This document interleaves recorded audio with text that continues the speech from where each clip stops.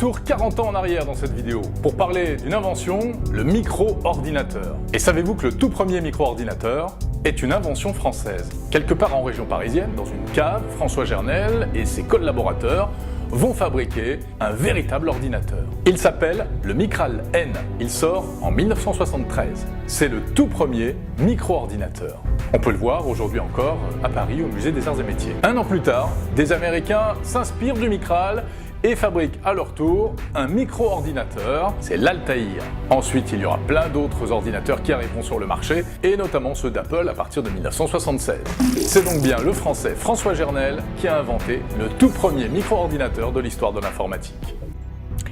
Alors que les micro-ordinateurs ont envahi notre quotidien, savez-vous que leur ancêtre a été créé il y a 45 ans par un ingénieur français?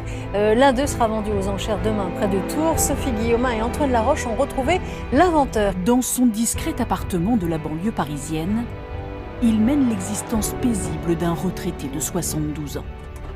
Difficile de deviner que François Gernel est l'homme qui a inventé il y a 45 ans le premier micro-ordinateur de l'histoire, le Micral N. C'est mes collaborateurs qui m'ont aidé à développer le Micral. ça me rappelle le bon vieux temps. Nous sommes à la fin des années 60. Les ordinateurs sont alors le plus souvent de très encombrantes machines.